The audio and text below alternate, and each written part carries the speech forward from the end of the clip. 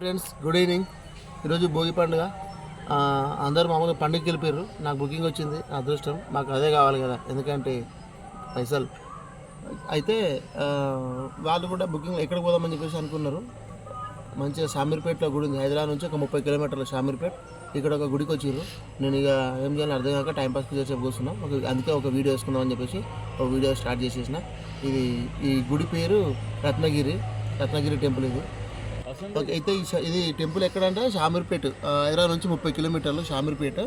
ఈ అంటే హైదరాబాద్ నుంచి మనము సిద్దిపేట టువర్డ్స్ కరీంనగర్ వెళ్తుంటే లెఫ్ట్ సైడ్లో పిస్తా హౌస్ వస్తుంది. పిస్తా హౌస్ దాటగానే చివరస్తాలో రైట్ సైడ్కి ఉంటుంది. ఇది హైవే కానుకొని 500 మీటర్స్ లోపల. సూపర్ ఉంటుంది, ఒకసారి చూద్దామా. ఈ టెంపుల్ పేరు రత్నాలయం, గుర్తుపెట్టుకోండి. కమాన్ ఫ్రెండ్స్, చూసేద్దాం ఒకసారి. Let's go.